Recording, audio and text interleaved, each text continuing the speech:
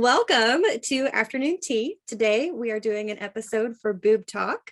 We're Casey Women's Ministry, and in Boob Talk we talk about all things lactation, breastfeeding, and baby feeding. Today we're going to talk about the 5 main causes of a low milk supply.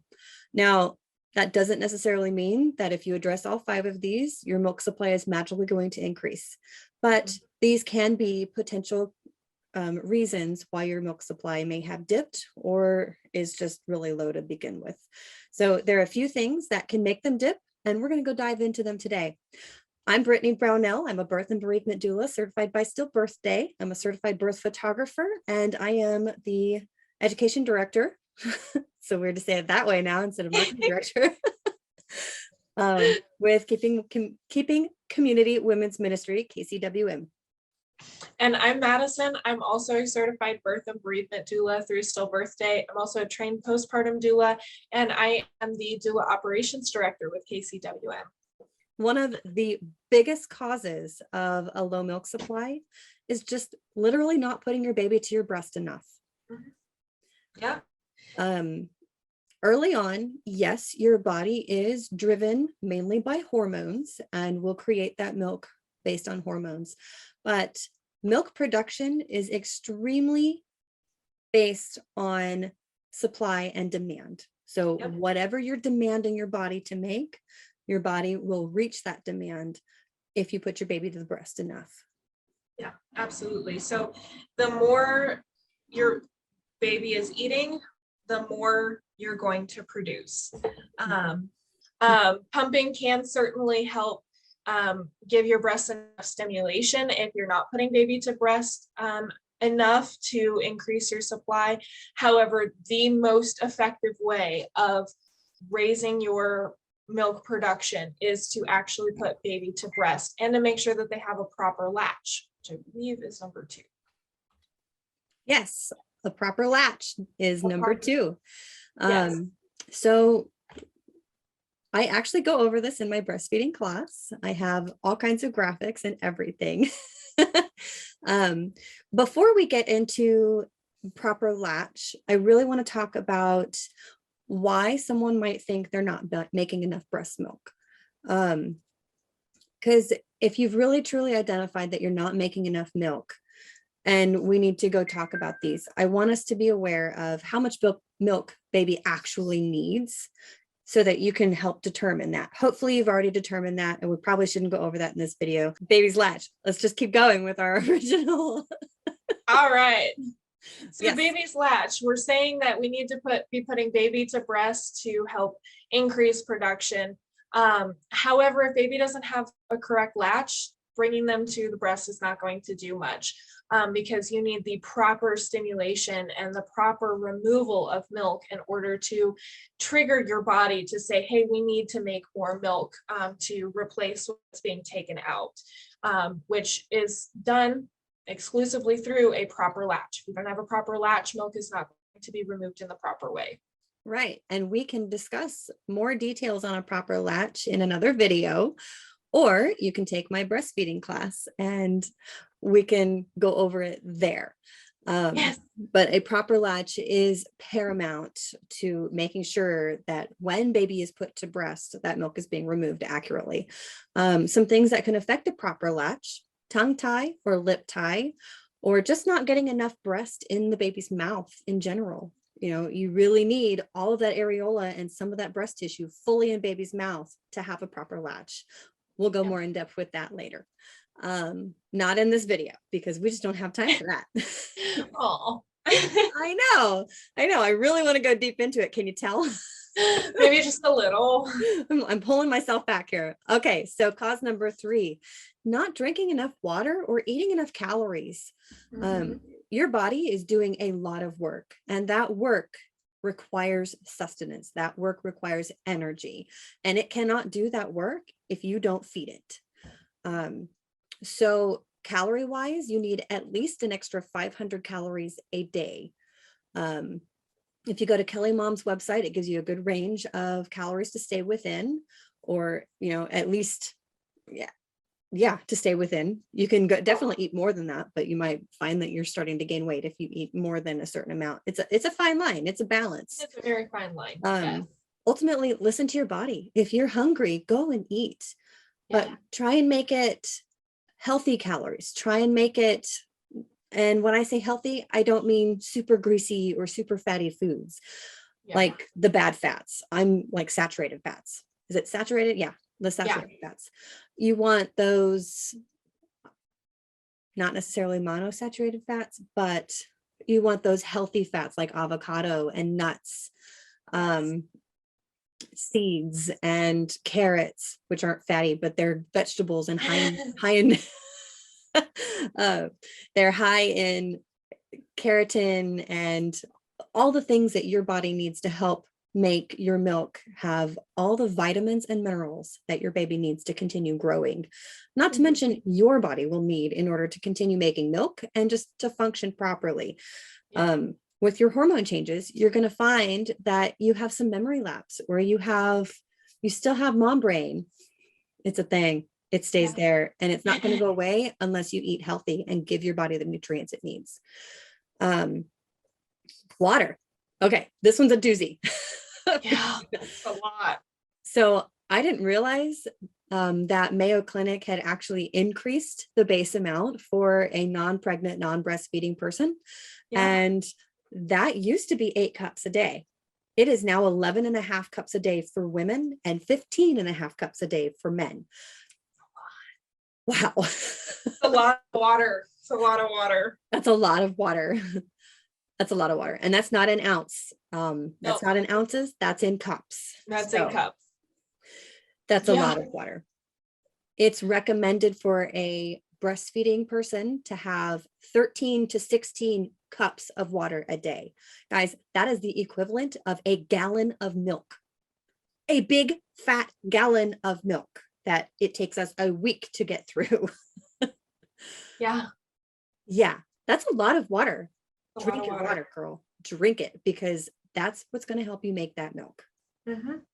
Absolutely. So the water gives you what they call the foremilk, and then your fatty foods gives you that dense, fatty, filling hind milk. So your foremilk helps quench the thirst, while the hind milk helps make your baby feel full. They need both. And your body's not going to produce that without A, enough calories, and B, enough water. All right.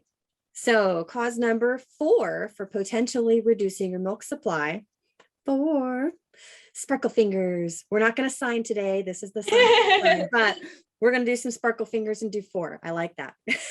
I like it. All right. So milk. We'll teach you some sign language through this because we're learning right now. We're doing our own study. But so constrictive clothing, something that's too tight, something that, we were just talking in our previous video about nursing tops and nursing bras. I like them because they are tighter. And women like to wear their sports bras when they're breastfeeding. Totally fine. If it's loose enough to allow your breasts some movement, to not make them feel like they're squished. Yeah, Squished absolutely. breasts. Yeah, they need space to create that milk. And as they create that milk, they need that space to store the milk until baby gets to the point of ready to remove it. Yes. Needs room to grow. Yeah, room to grow. Now, that's not saying get a bra that's a size too big. No, you don't need to do that. That's not going to help either. No, and that's uncomfortable. Yeah. Get a well-fitting bra that shapes and conforms to your body and feels comfortable to wear. Something that's going to keep you in place, but not so much in place that you're like, oh my gosh, I want to get this thing off. Because get it off. You should get it off if you want to get it off. You don't want to feel restricted. That's the whole point. And one thing that's really important too, that we had mentioned in our previous video about nursing bras is underwires. You want to be, if you do choose a nursing bra with an underwire, or you're wearing just a regular bra that has an underwire, you want to be very careful about the placement of that wire. If that wire is compressing any kind of breast tissue, you risk that it's restricting those milk ducts, which can affect your supply.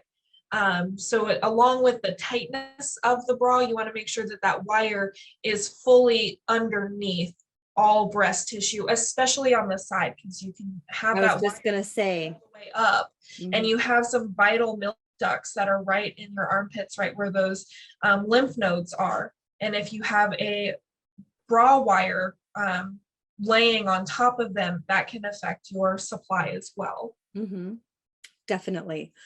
I have both. I had both. I had bras that have the underwire because I find them more comfortable. And then I had bras that didn't have the underwire. As a smaller chested woman, I find that the bras without underwire don't stay put as well for me. So it was very important, like Madison was saying, that you get a bra that goes all the way, either it stops before it gets to the edge of your breast, or it at least goes all the way, because you do have that breast tissue under your armpit. Mhm. My bra, unfortunately, I'm a smaller breasted woman, and they don't always make smaller cup sizes for a breastfeeding woman. I had a hard time finding some of them, especially a few years, 6 years ago, when I got most of them. Yeah. So my bras tended to be a little on the large side. That ended up being a good thing because I definitely didn't have a wire on my breast tissue, but Yep. it's also not that comfortable because you have to tighten everything up. Right. So Right. just find something that's comfortable for you to wear, that you don't feel like you're, just get it off, because that probably means you shouldn't wear it. All right, last one, cause number 5, or potential cause number 5. Certain essential oils and medications. And there are a few foods, there aren't very many, but there are a few that can affect your breast milk supply. So some major essential oils, oils that are in the mint family. Now, that's not saying you can't chew your favorite mint gum anymore, or that you can't put on Burt's Bees on your lips, because the original Burt's Bees is minty. Yeah. I reference these from experience and learning, and I want to pass that knowledge on to you so you don't have to learn the hard way like I did. Same thing with jasmine as another essential oil. That's not saying you have to avoid the flower of jasmine and never smell it, but it does mean don't put that essential oil between your breasts. Don't put it in a necklace between your breasts. Don't put it in a diffuser and smell it all day long. You're going to find that you're going to reduce your milk supply drastically with some of these oils. Some women are highly susceptible to them. Some women couldn't care less. It doesn't make any difference. There, I feel fewer and far between, rather than those who are more susceptible to them, even just a little bit. Play with it and just be aware that if you like the jasmine essential oil, this could affect your breast milk. And if you're finding that your breast milk is reducing, this might be one of those items that you want to try and remove first. Now, I mentioned mint earlier, and I'm not meaning mint as in just an essential oil. Depending on how much mint tea you're drinking, depending on how much gum you're chewing, depending on how much mint is in your life. Now, toothpaste, it shouldn't really give you much of an issue. No. But things that are directly between your breast and on your body, things that you're smelling constantly, things that you're basically just endoused in, that is what I'm talking about. Yeah. Chew your gum. Go for it. Put your chapstick on your lips. Don't put them on your chapped nipples. Put them on your chest. Great option if it's not the minty one. Especially not that. Yeah. Put it on your breasts if it's not the minty chapstick. If it's the mango one, go for it. If it's the mint one, trust me, don't do it. It's not that it hurts, because it feels really good, actually. It's kind of cooling, but that mint will reduce your milk supply because you're directly putting it on the place where you don't want it to reduce that supply. Right. So we mentioned some medications a minute ago. Decongestants, things that are going to reduce mucus creation. Milk's not a mucus, you say. No, it's not, but your body is still creating it as though it were a mucus. And things that are a decongestant, something that's meant to reduce mucus, it's going to reduce your milk supply, such as Sudafed and, sometimes what, Mucinex. Yeah. Some of the over-the-counter cold medications. Yeah. Just like with essential oils and any medication, everyone has a different reaction to medications. I'm not saying don't take it, but just be aware that it could cause a reduction in your milk supply. And check with your doctor about any, especially prescription medication. If you're starting something new, or if you were on something during pregnancy, because some medications are safe for pregnancy, but can reduce your milk supply. So definitely check with your doctor, over the counter or prescription. If you're not sure, just ask. Yeah, just ask. Find someone to talk to. And that's not saying that every doctor is going to know.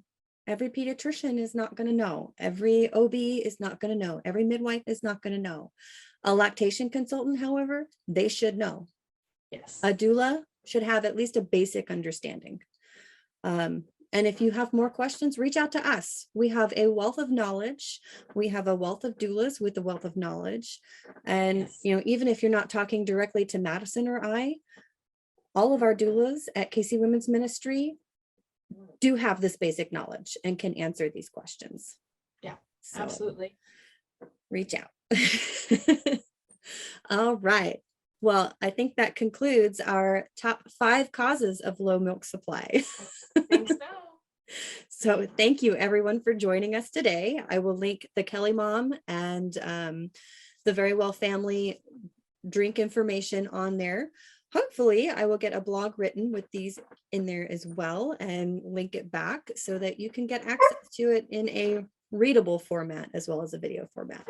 But until next time, next Thursday, we'll see you again. We're still deciding on our topic for next Thursday, so feel free to send us a comment, let us know. If you have questions, like we said, reach out to us. Ask those questions. If you like this video, please like it on YouTube for us. It helps show that you like these topics and that we should do more of these topics. Make sure you subscribe and hit the bell so you get a notification when our next video comes out on Thursday at 1:30. And we cannot wait to see you. Yeah. Thanks, everyone. Thank you.